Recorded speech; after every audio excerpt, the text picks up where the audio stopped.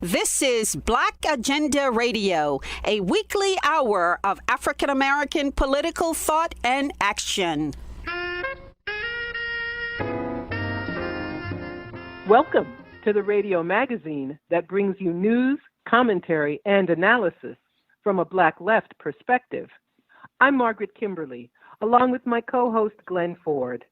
Coming up, the Green Party gears up to take on two corporate parties in November, and the Movement for a People's Party plans to be on the presidential ballot in 2024, but its members are in the streets today. But first, by some measures, the current movement against police brutality is the largest political movement ever seen in the United States.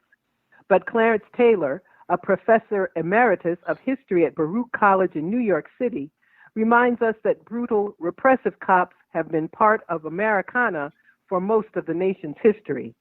Professor Taylor has written a book titled Fight the Power, African Americans and the Long History of Police Brutality in New York City. The police in New York City have been probably one of the cruelest, vicious police departments in the country. They have a long history since the creation of the New York City Police Department in the 19th century, going after Black people. It's true that they also targeted others, especially during labor confrontations and so forth. But they had a sort of particular hatred for Black people. And it's because Black people then, in the eyes of many whites, people who are a criminal race.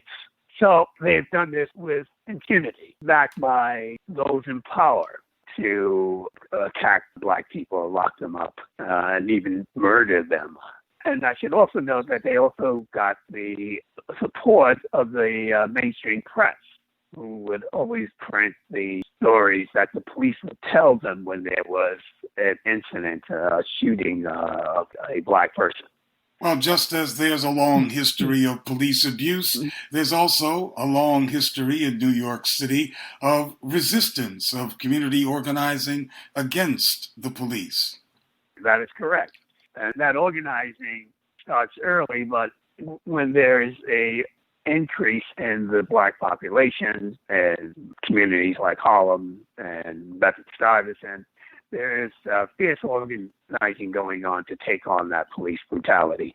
And forces that have usually been ignored by those writing on police brutality. So an important organization in that struggle against police brutality has been the Black press. In New York City, the People's Voice, a paper created by Adam Clayton Powell Jr., was at the top of the list in terms of taking on police brutality. Most Black publications did report on police brutality cases, but the Voice even took it a step further. The Black press would keep the story alive, but the Voice would always come in support of the victimized. The person was brutalized, the person was shot, the person was killed. They would always challenge the narrative of the police department. They would get eyewitnesses who were not associated, for example, with the victims. People out on the street and they would take their stories and print them. If the victim lived, of course, they would talk to the victim. And the Voice would also just challenged the notion that the police were always in the right and that the Black citizens who they attacked were criminal. They would go into the background of those victims and note that these were not criminals, but they were ordinary people who had jobs, who went to school, and so on and so forth, who were just targeted by the police. The Voice would also suggest solutions to the problem. So it called for adding more Black police officers. Now, back in the 1940s and 1950s, many saw this as a solution to police brutality.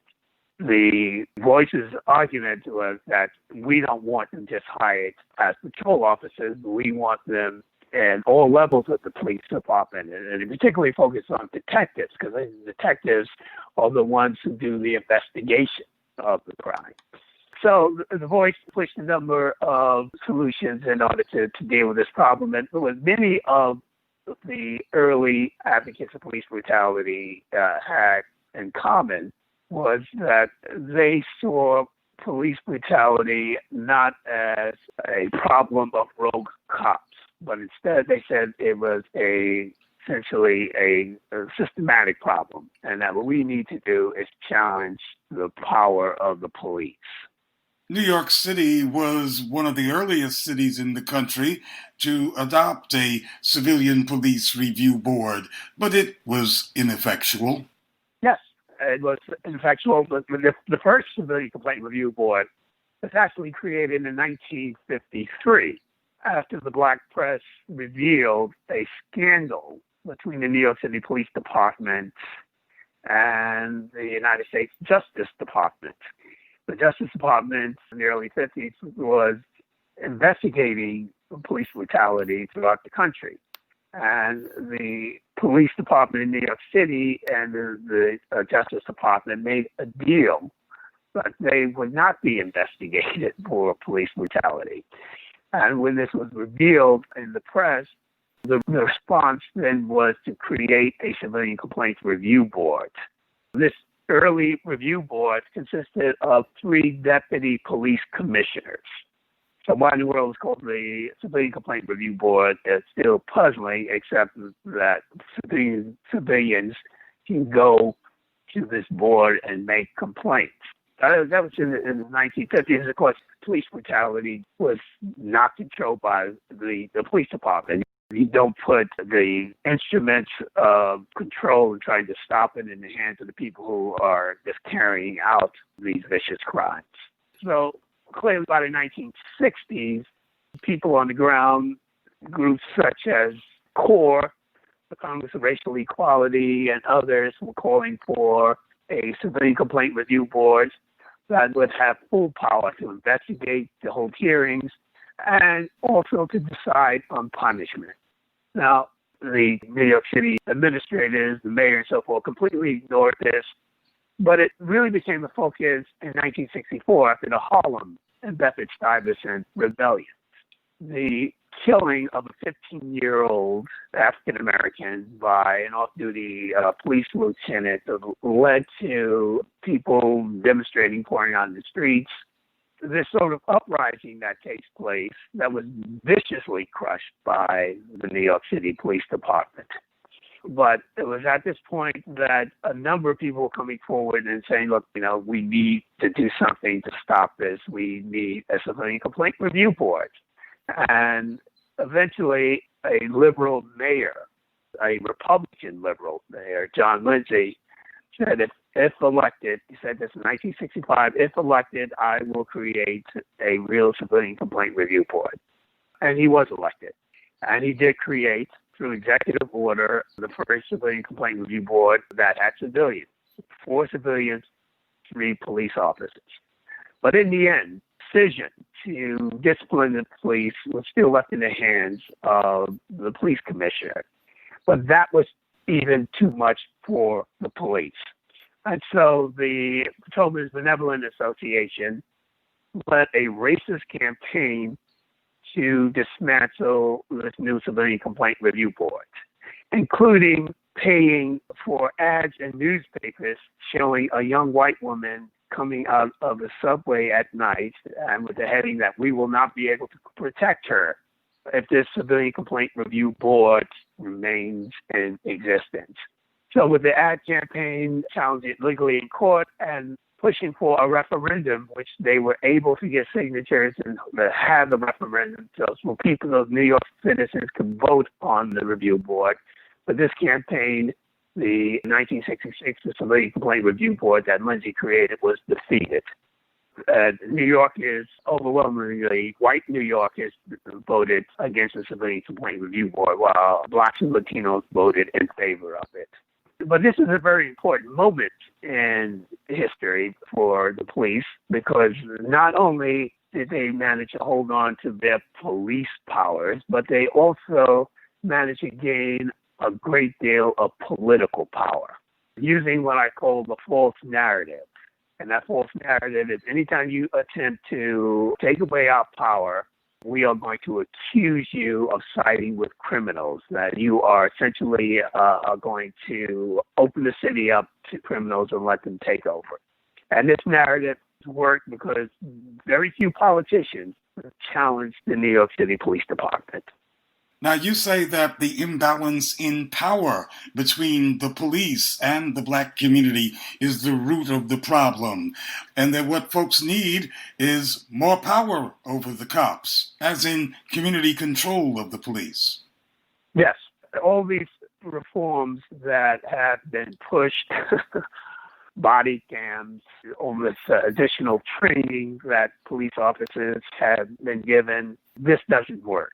Oversight and so forth. We know it doesn't work because it doesn't really get at the root of the problem. I would even dare say defunding the police, although I am in support of taking those enormous amounts of money that police departments have been given and using those for vital services. But in the end, the police department and administration can find ways around that, like the current mayor has done with the $1 billion cut to the police department. So that it really doesn't challenge, in the end, the enormous amount of power that police have over citizens.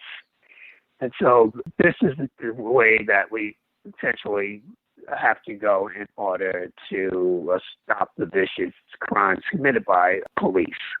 In your book, you outline the Patrolmen's Benevolent Association's campaign against Mayor Lindsay back in the 60s, trying to beat back his police reforms. And now, under Mayor de Blasio in New York City, the police union seems to have the mayor cowed, scared, running scared. Yes, this was a mayor who, when he ran for office, promised police reform. He talks about ending stop, question, and frisk. At least he was going to stop the appeal that the Bloomberg administration made after a federal court ruled that it was racial profiling. They needed to stop that.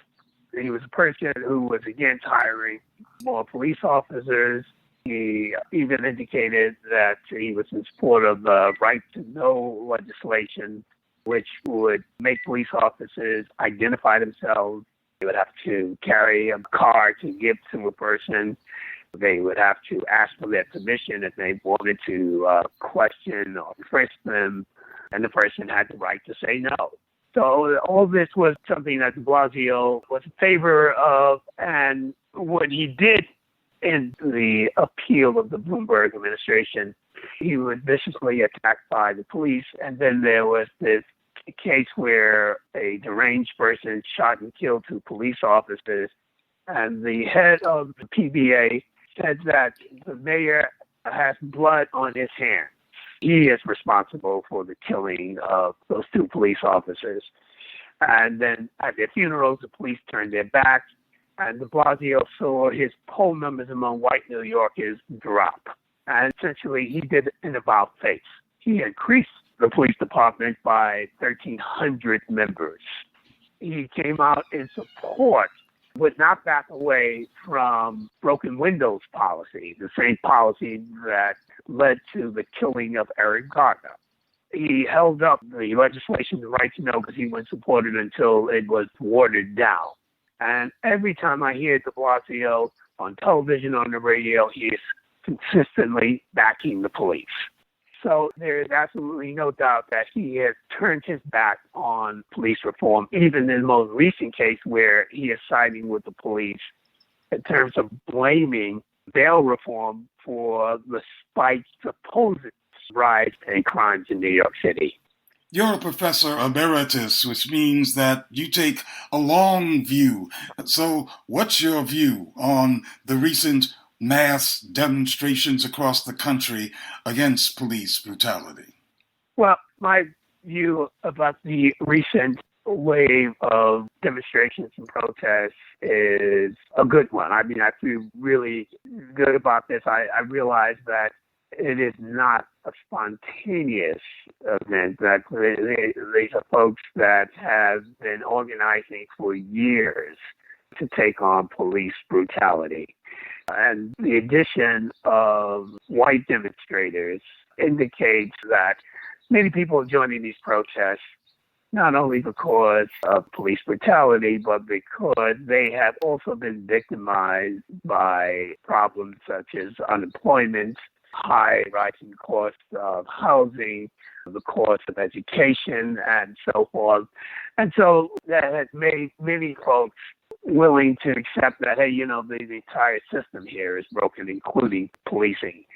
And so they have come out in large numbers to stop the devastation of neoliberal policy that's connected with policing, right? So you basically defund education, you defund healthcare and so forth, but you then turn around and put more money into police departments. So people are making those connections. Hopefully they will not be co-opted, because the Democratic Party and others have been attempting to co-opt this movement by pushing forth their legislation, police reform, that we know in the end will not work. The movement is fierce, but so is the opposition to police reform. Now, that opposition comes from two camps. Obviously, the right, the extreme right that back police. They are folks in the Republican Party and some in the Democratic Party who have voiced their concern about even the weak measures that have been pushed by some in the police reform movement. But I think also there are those who some see as friends who are really not friends in this campaign, who are pushing measures that we know won't work, but nevertheless, they have sort of pushed this in order to co-opt the movement. So it's important that we talk about power, and what is missing in the police reformers, especially coming out of the Democratic Party, is any talk about reducing power and enhancing power of citizens. Back in 2018, the Congressional Black Caucus voted overwhelmingly to elevate the cops to the status of a protected class. And they also voted to make assault on police a hate crime, a federal hate crime. 2 Black New York congressmen voted for that bill, along with 75% of the rest of the caucus. Those congressmen were Hakeem Jeffries of Brooklyn and Gregory Meeks of Queens. Yes, these are the folks who I am talking about. They are clearly not on the side of those who really want fundamental change, those folks who are challenging police power. Gregory Meeks and Hakeem Jeffries are opportunists. They are not going to rock the boat of the neoliberal agenda of the mainstream Democrats. So they come on television and they talk against police brutality, but then they push these measures that are essentially not going to do anything. The majority of members of the Black Caucus have also joined in this co-optation campaign. The interesting thing about the Congressional Black Caucus and people like Meeks and others, they never come out in support of a much more left-leaning Democrats.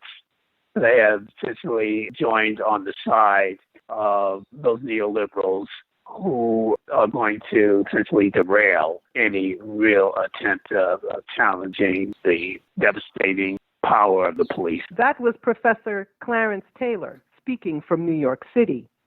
When the corporate Democrats defeated Bernie Sanders' first race for president in 2016, a number of Sanders supporters left the Democratic Party entirely and formed the Movement for a People's Party. Nick Brana is national coordinator for the MPP. Now Bernie Sanders has been forced out of the presidential race once again.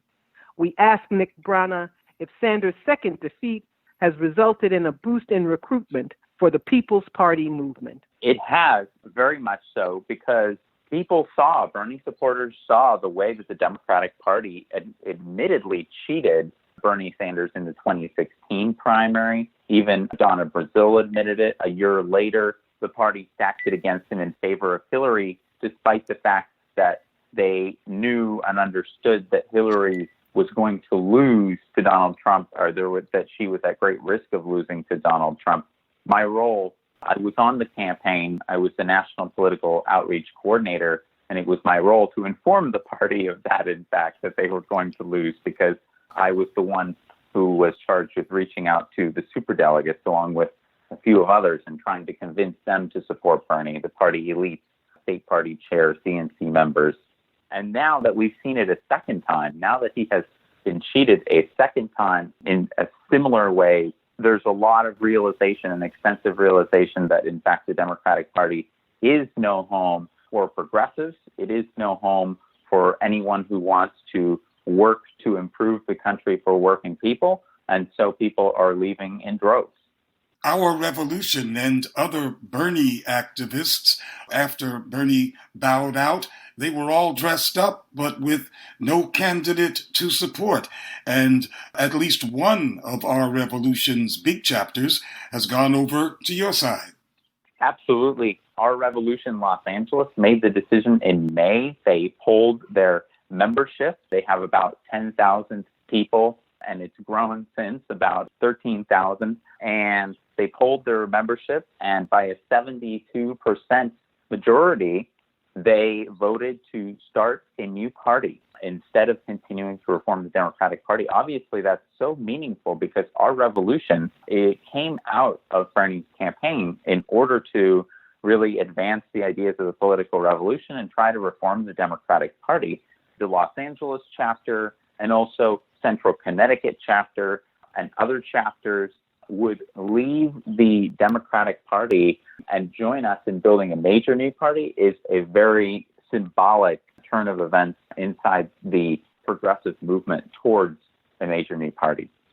This coronavirus followed almost immediately by a Great Depression economic situation, has of course revealed many contradictions in our society, including the weaknesses in terms of responding to people's crises of the Democratic Party. No doubt about it. The way that the Democrats and Republicans have responded to coronavirus has been, I would say, as equally damning as what they did to Bernie Sanders in the primary in terms of convincing progressives and Bernie supporters and others who were holding on to the Democratic Party in hopes that it could be reformed, that it in fact cannot, that it is a corporate party. What we saw in March in response to the coronavirus was the Democrats and Republicans in Congress coming together to unanimously pass a multi-trillion-dollar Wall Street bailout in a time when the suffering of working people was at a unprecedented, historic level. People, rather than getting a bailout themselves, they were told that they were all going to lose their jobs, and yet somehow they were supposed to continue paying rent, paying for food. Obviously, that equation does not square in a country where 80% of people live already paycheck to paycheck, and half of the country has less than $500 in savings. And so the response has been an absolute catastrophe. And I also want to say that it's been a completely avoidable. All of the layoffs, all of the unemployment, the destruction of small businesses, 40% of which are expected to go out of business during this crisis, all of that was avoidable. In Europe, they just put everyone, the governments of Europe, many of them, put all of their citizens on payroll. They guaranteed a paycheck. They subsidized payroll of the businesses affected by the crisis. And so everyone kept their jobs and kept their paychecks as well. Here in the United States, instead, they boosted unemployment by a meager amount. And so, of course, everybody lost their jobs. Everybody's health care is tied to their jobs. And so they lost their health care as well in the middle of a pandemic. And then you have Joe Biden, who is the Democrat nominee in the United States now, saying that he wants to veto Medicare for all in the middle of a pandemic. And when the Democrats put forward their aspirational response, which was the HEROES Act back in May as well, it didn't include Medicare for all. It didn't include a universal basic income. It didn't include free public college. And this was their kind of pie-in-the-sky aspirational bill that Joe Biden's task forces, the meaningless task forces that he came to an agreement with after Bernie Sanders, after Bernie dropped out, it just came to many of the same kind of meaningless compromises: no Medicare for all, no free public college, nothing that a lot of wealthy countries around the world take for granted at this point, and that are become all the more essential to working people just surviving in the middle of this pandemic and crisis and economic catastrophe that has become the response in the United States. The movement for a People's Party isn't yet on the ballot. The Green Party has been on the ballot for decades, and including this year in many states. What's your party's attitude towards the Green Party and what your supporters should do this year? We're grateful that the Green Party has helped to trailblaze, essentially, for the work that we're doing. We see the Green Party very much in the way, historically, when a major new party actually succeeded in replacing a establishment party in the 1850s. The last example we have of that is the Republican Party replacing the Whig Party.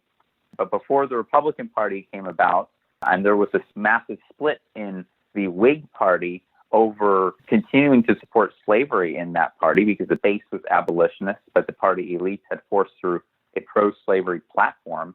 There were parties before that. There were parties that were abolitionists before that, including the Free Soil Party and the Liberty Party, and they helped lay the groundwork in the end and make the emergence of the Republican Party possible, that ultimately overtook the Whig Party, replaced one of the major parties in the United States. I think that the Green Party has done that over this past decade, but unfortunately it is not perceived as widely viable. It is perceived also as being an environmental party. Really, its most immediate economic concerns of being unable to afford rent and housing and food, particularly in this time when bread lines are forming across the country.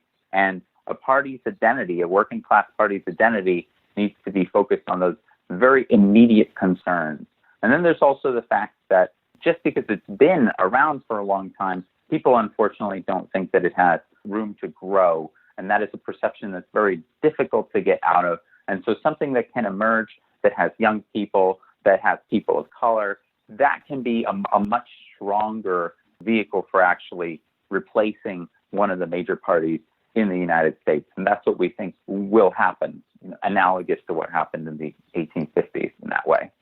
Even the most left-leaning congresspersons in the Democratic Party still do not have positions on foreign policy that would qualify them as anti-imperialist. Tell us about the movement for a People's Party and your foreign policy.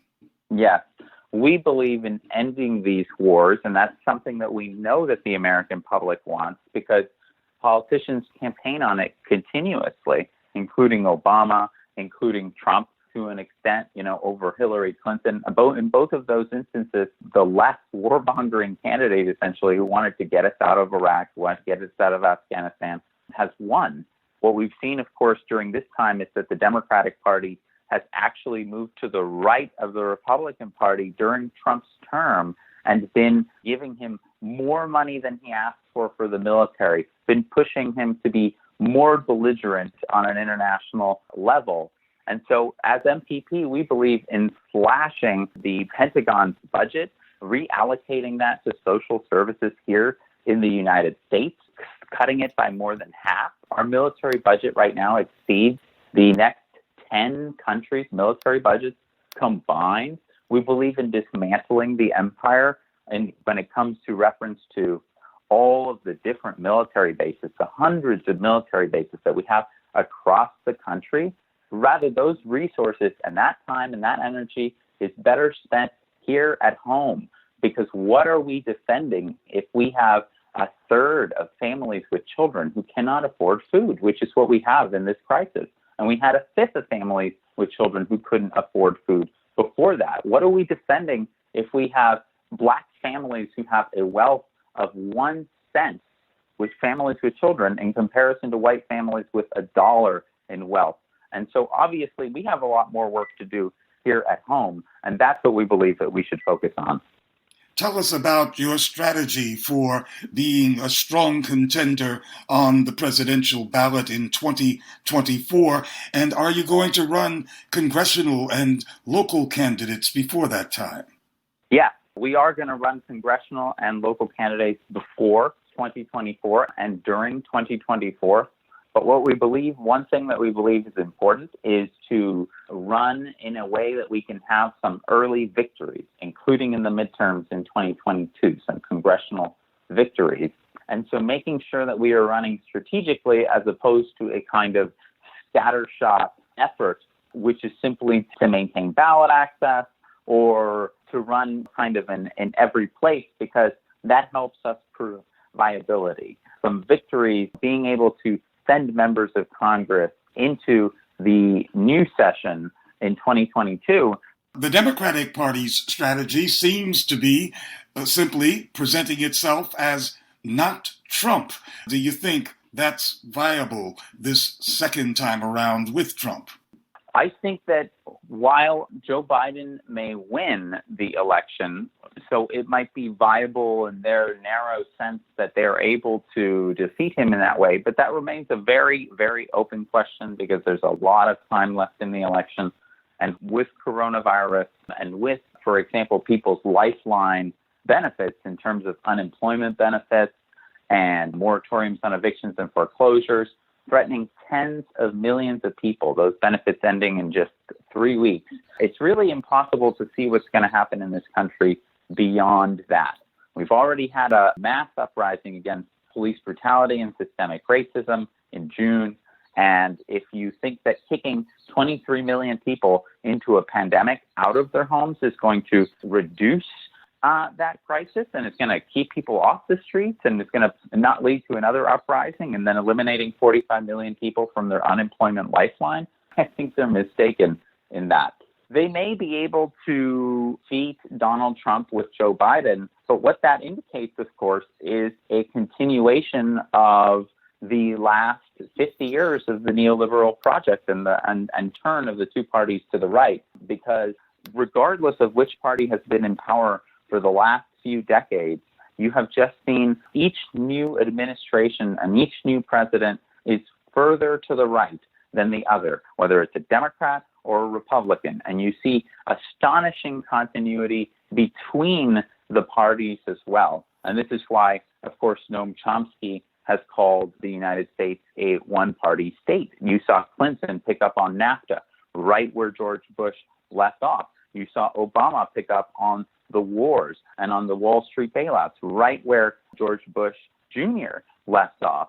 And so you see these things, happening, even picking up the same defense secretary.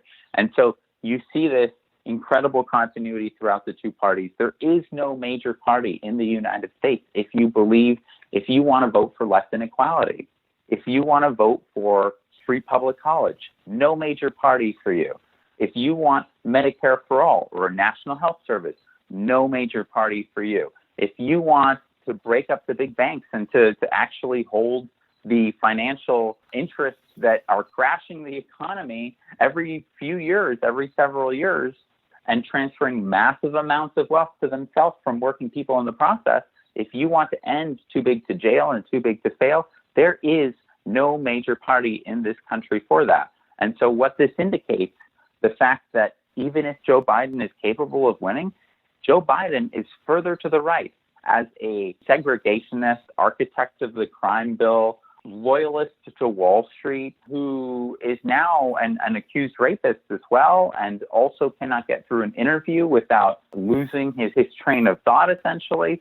He is actually further to the right than Hillary Clinton, as Hillary Clinton is further to the right than Barack Obama. And so the trend of continually moving to the right continues. And Trump was a reaction to Obama and Obama's failure to actually stand for working people during the crisis of 2008, during the Great Recession. And so what will the reaction to Biden be? What will the essentially turn from Biden be?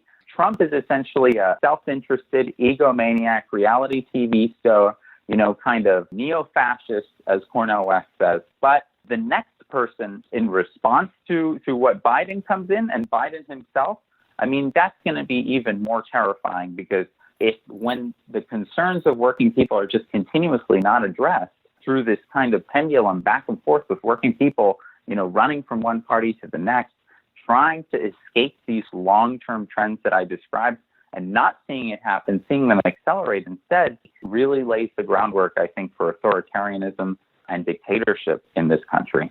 Yes, these supermajority issues, Medicare for all, Green New Deal, living wage, and others, are consistently rejected by or beaten down by the Democratic Party. Therefore, supermajorities of Americans, as you said, have no party. Absolutely right. And you've seen it as well in the fact that over the last decade and a half, there has been a steady increase in the number of Americans who said that we need a major new party in this country. It's now at about 57% to 38%.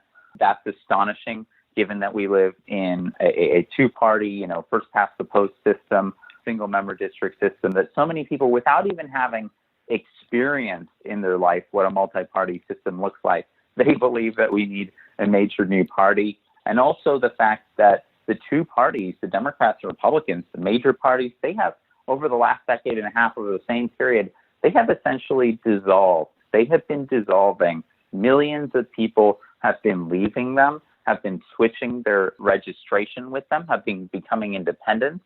And now we're at a point where there are so many independents, it's about 45% of the country, whereas the Democrats and Republicans only represent about 27% of the country each. And so it's close to half. It's close to half of the country. And so the political system now is becoming unstable because there's so few people who remain there and who remain content with those parties. And we, in fact, look further because Gallup has polled annually whether people want a major new party. And that's how we've seen that number steadily increasing. And they asked the people who still consider themselves Democrats and Republicans, the 27% who still self-identify that way. And they said, well, those of you who are in the minority who self-identify as Democrats or Republicans, okay, would you even want a major new party, or are you content with the Democratic Party or the Republican Party as it is? And they found that half of those who remained in those two corporate parties said, yes, we would prefer to be in a major new party if that existed as well, those who weren't independents. And so that leaves, when you finish boiling down the numbers, it leaves about 13% of Americans who are content to call themselves Democrats and are happy to be in that party, and 12% of Republicans, Americans who are happy to be Republicans and call themselves Republicans and be in that party. And so 13 and 12%, a quarter of the country, and the other 75% of the country says that we need something different. And that's an astonishing supermajority right there. And that's why you're seeing the kind of instability that you're seeing and the breakdown, and a time that is really ripe for a major new party to come about and speak on these supermajority issues and build a majority around that. In particular, the issue of corruption, the issue of the two parties and the way they operate in this system of legalized corruption and taking big money. The Movement for a People's Party has not and will never take a dime in corporate money or super PAC money. And that's how you know that we're honest, because as long as the corporate party, as long as a party, political party or candidates are being financed by corporations and billionaires and super PACs, then you know that that's who they're accountable to. Parties and candidates need to be financed by the people, and that's how we know they're accountable to us. One of the things that we have arrived at as the Movement for a People's Party is that we have to do more and go further than just creating a new party in the United States. Our goal is not to reinvent a Democratic or Republican Party. The fact that those parties exist in the way that they do is a result of their internal structures and the way that they exist internally. And so the Democratic and Republican parties are essentially committees of corporations. And this is something that I saw up close and personal on the Bernie Sanders campaign when I was trying to convince DNC members to support Bernie and in his 2016 campaign. And so they are comprised largely of corporate lobbyists and also members of consulting firms who sit on their national committee, and they make the decisions for us on the DNC. You have Pfizer represented, Citgo represented, Google represented. And so the idea that we expected that these corporate lobbyists are going to sit in a room and they're going to make decisions and that somehow that's going to end up in decisions that reflect the interests of working people, that is perhaps the most ludicrous idea of all to me. And so in a major new party, what we need to do is not just create a new party, we need to reinvent what it is structurally. There needs to be no corporate money. We need to close the revolving door. And we also need to have accountable and elected leadership, because when Tom Perez was elected, in quotes, to lead the Democratic Party, for example, you didn't get a vote. I didn't get a vote. Nobody got a vote, and that's because it was simply the donors and the DNC members who chose him. And so there's no accountability inside the Democratic and Republican Party to the membership, to the base. There needs to be the ability to elect leadership and also to remove leadership or recall leadership if it becomes, if there's the desire to do that, or if they feel that leadership is betraying the mandates of which they were put to do, to essentially embody and to represent the people of the party. There also needs to be a more binding platform, because in the Democratic and Republican parties, the platform is not worth the paper that it's printed on. Not once has a corporate Democrat said, I'm sorry, lobbyists, but I cannot represent your corporate position because it's just not in our platform. Medicare for All has been in the California Democratic platform for years, and yet it's the Democrats who have full control of all, both houses of the state legislature and the governorship, who have blocked Medicare for all that time. And so there needs to be a more binding platform for candidates. And so those are some of the structural changes that we need to make inside the party to make it, to decentralize it, to put the power genuinely inside the membership, and to make it actually speak for working people. That was Nick Brana of the Movement for a People's Party. The Green Party held its national convention this weekend and nominated party co-founder Howie Hawkins as their presidential candidate. Angela Walker, a black activist from Milwaukee, is Hawkins' vice presidential running mate. Black Agenda Report's Margaret Kimberley is a Green Party activist, and bar editor and columnist Ajamu Baraka was the Greens' vice presidential candidate in 2016. Both Kimberley and Baraka spoke at the party convention. First, Margaret Kimberley. It's a pleasure to be with you at this pivotal moment. With the COVID-19 pandemic, which has exposed that our nation is a failed state.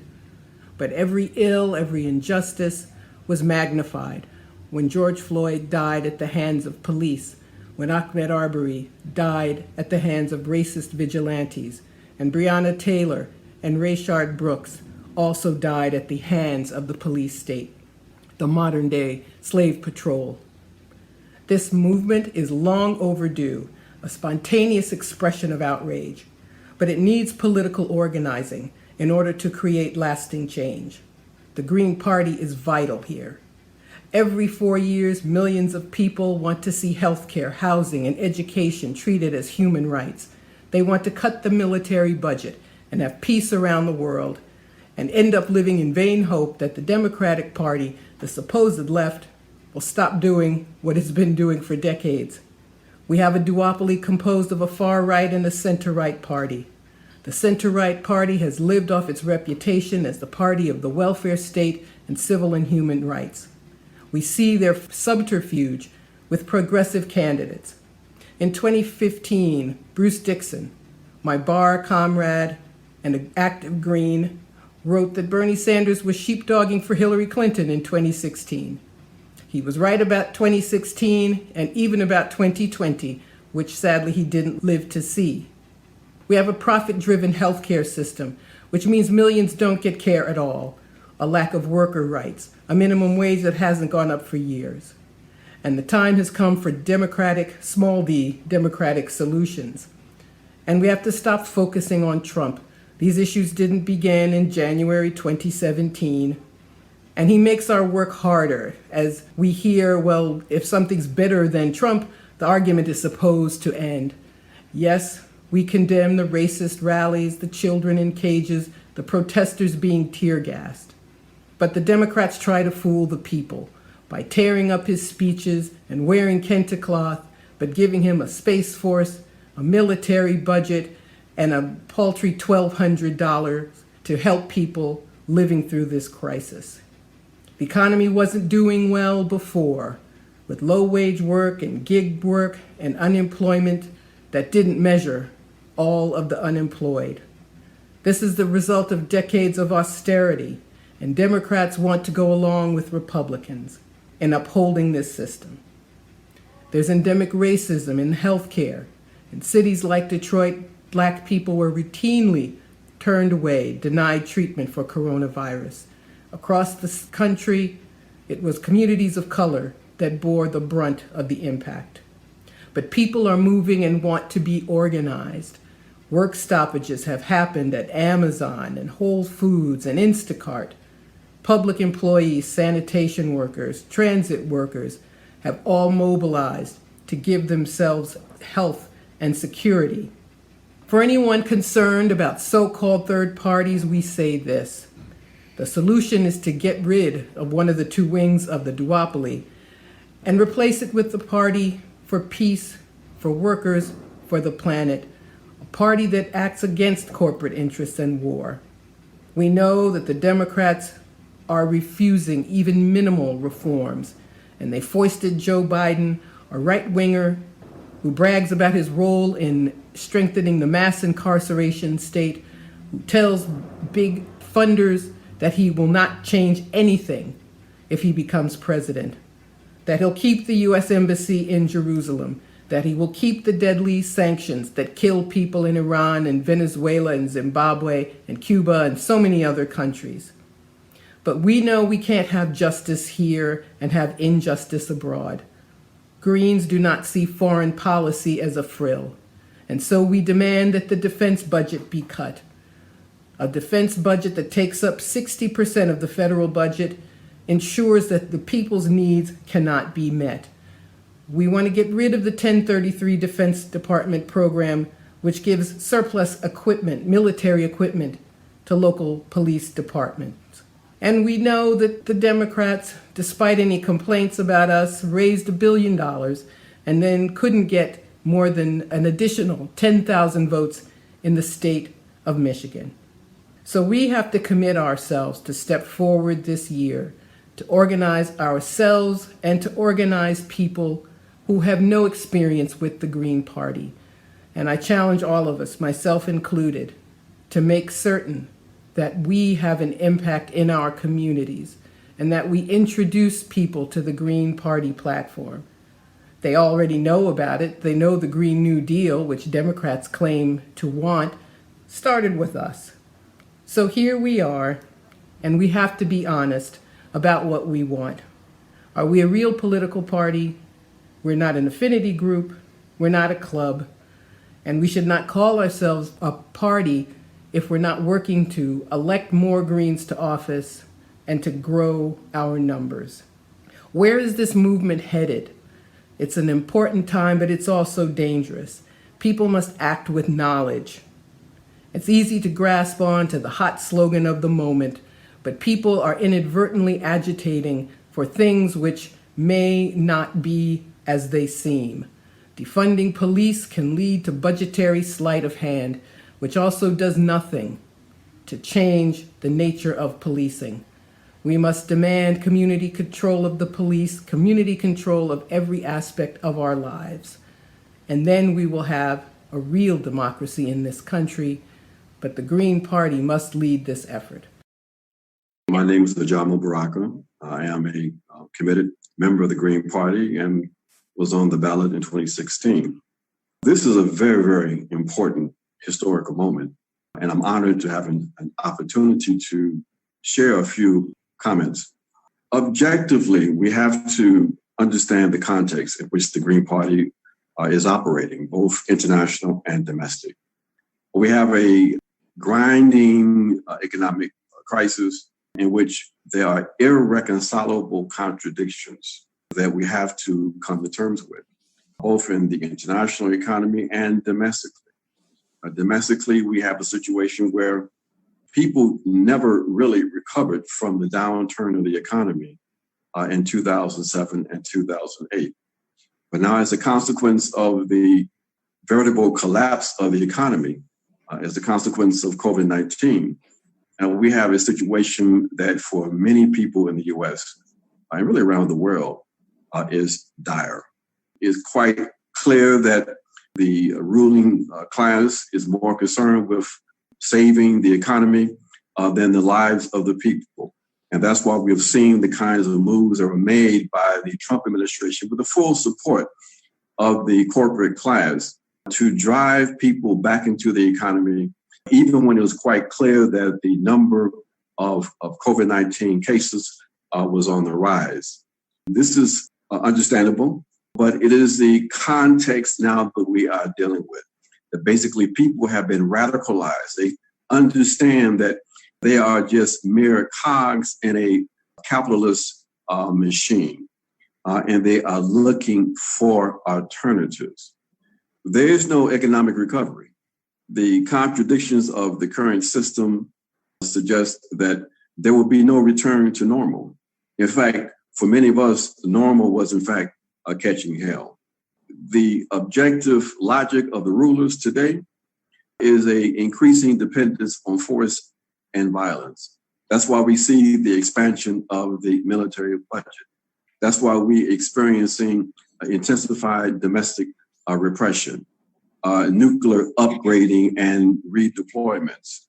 All of these reflect a desperate attempt on the part of the rulers to use force and violence in order to maintain their hegemony. But we're not going to be deterred. We understand and we accept these conditions as the context that the party has to be prepared to operate in. And we're going to do that and resist the opportunism that other parties engage in. We're going to adhere to our principles and boldly state the Green Party program. This provides tremendous opportunities for the Green Party. It's quite clear that the Green Party has been driving progressive discourse in this country for a number of years. Now we have an opportunity to provide the kinds of answers that people are looking for. The people recognize that there's no democracy in this country. They recognize that basically they have no real objective human rights that are being respected and promoted by the state. Therefore, they are looking for real alternatives that are grounded in a new kind of ethical framework. And that ethical framework, that political program, the Green Party really represents. But the party has to be ready. It has to be ready for the moment. It has to be prepared to look at itself critically, to make sure that it is getting itself in position to absorb the influx that the party is experiencing. It means that the party has to be, and the party activists have to be more visible on a local level. The state party structures have to open up themselves for more participation, committed to expanding the party base across the country. It means that we have to pull behind the party nominee and go out into the public and push the party's program with boldness and confidence, understanding that we're going to be the object of criticism, but that we are, in fact, on the right side of history. So this is the moment for the Green Party. It means that we have to prepare ourselves. We have to engage in conversations, sometimes painful struggle, to make sure that we are really positioned to take advantage of this moment and to go forward. So I salute everyone who's participating in this fantastic gathering. Let us go forward and build the kind of instrument that the historical moment demands. Let us be reminded that we are, in fact, the party that puts the people, planet, and peace over profit. And therefore, our growth opportunity is enormous. So let's build the party. Let's create a new U.S. and indeed a new world.